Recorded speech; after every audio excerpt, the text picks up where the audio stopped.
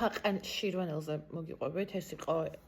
სპარსი მწერალი, პოეტი, რომელიც მოღვაწეობდა დაახლოებით მე-12 საუკუნის მიჯნაზე და ცხოვრობდა დღევანდელი შირვანის მაშინდელი შირვანის ტერიტორიაზე, რომელიც დღეს არის აზერბაიჯანის ტერიტორია და ის მოგზაურობდა საქართველოს ტერიტორიაზე, მათ შორის აფხაზეთის კუთხეში და მან ასეთი ლექსი მიუძღვნა ამ ჩვენს ულამაზეს კუთხეს.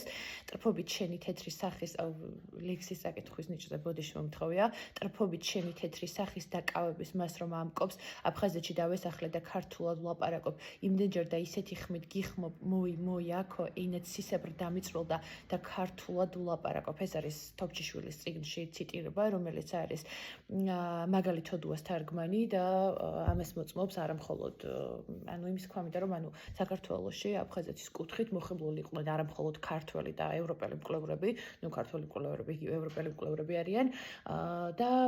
ძალიან ლამაზი ჩანაწერია ხო უბრალოდ რომ როგორ იხიბლებოდნენ არა მხოლოდ ჩვენი მონათესავე ევროპელი მკვლევრები, მოგზაურები, დიდგვაროვნები, ელჩები და ამბასადორები და ასე შემდეგ, ისევე როგორც იხიბლებოდნენ მაგალითად შუა აზიელი, ცენტრალური აზიელი და სხვა აღმოსავლეთის კულტურის წარმომადგენლები, იმიტომ რომ მე-12 საუკუნეში როგორც ვიცით, ახლა ვერ ვიტყვით რომ მაგალითად ან ბუნებით, ან სანახაობით თქვათ, ასე ვთქვათ, არ შეეძლოთ რომ მოხიბლული იყვნენ და მაგალითად მხოლოდ და მხოლოდ საქართველოს კუთხეებისთვის არ მიეწყვნათ ასეთი ლამაზი შემოქმედებები.